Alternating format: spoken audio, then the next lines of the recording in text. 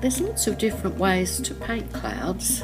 I really enjoy painting clouds. I find that you learn a lot about how dry your paint is and how to apply it in a delicate way that works. I feel it's a really useful exercise for people who are just learning to paint with acrylics. It's important to get everything that you will need before you start. For me, that means about a dozen round brushes, some of them really soft, some scratchy ones can be good as well. You probably don't need any of the chisel or the flat brushes because not many clouds have straight edges. Two things I'd like you to take out of this. One, I only use dry brushes for the clouds until the final pass. As your brushes become wet with paint, ditch it and get another dry brush and carry on. The second thing is only put tiny weeny bits of white paint on your brush, really tiny weeny bits. The thing that trips most new students up is simply having too much paint on their brushes, and if the brush is moist, then the clouds won't have that beautiful wispy delicacy that's so credible. There's two parts to this tutorial. The first is a sunny day, followed up by my playing with storm clouds. In general, in a blue sky, the blue fades a little bit as it gets close to the horizon. Here I'm using an Australian sky blue with a touch of ultramarine in it for the blue. Then I'm adding a little white to make it softer on the horizon.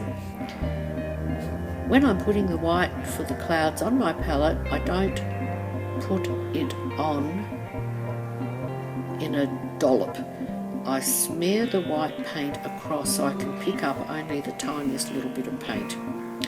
Clouds don't have a lot of firm edges, so I begin by trying to get those fluffy little edges that are not even edges, they're just wispy little bits of atmosphere that break away from the main clouds or whatever. So I'm just putting a little bit of paint on and then I'm very, very soft brushes spreading it over till there's no more white on my brush. You'll notice that the edges of clouds aren't always particularly white. They're usually various strengths of pale blue. One of the brushes that I like using for the very softest of finishes is a goat's hair brush, and I'll use that ever so gently, only just touching the surface just for those wispy bits. I start the clouds with fairly big brushes, and then as I proceed my brushes get smaller and smaller, but I keep changing them as soon as they become a little bit wet. I'd use about a dozen brushes to do this little canvas that I'm using here, which is just A4. One of the other things I like about clouds is that the more time you spend on them, the better they look. I could just paint clouds for hours and hours. I find it very therapeutic. These clouds took around 5 minutes in real time.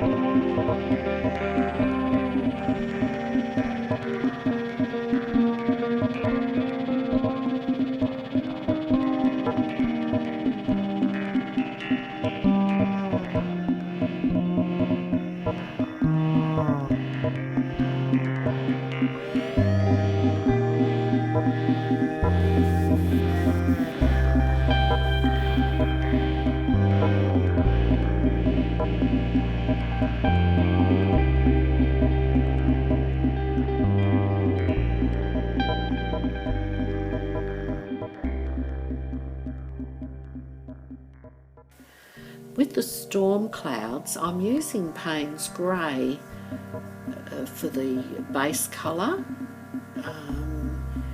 and then you can see I'm sweeping across forward and back, generally till I decide where I'm going to put some clouds. So I really just worked with Payne's Grey and White on the first section.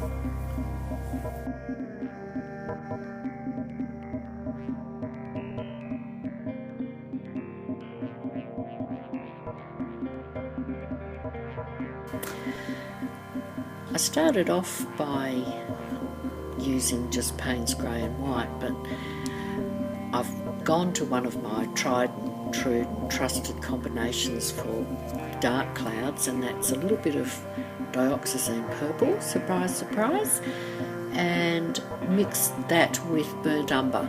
So I've got burnt umber and dioxazine, which is giving it purpley browny sort of a thing, and by the time you get some of the leftover Payne's Grey, we've got some very threatening sort of clouds there. And then I've just gone back to the white, as you can see, and I'll just play and play and play, because it's good fun.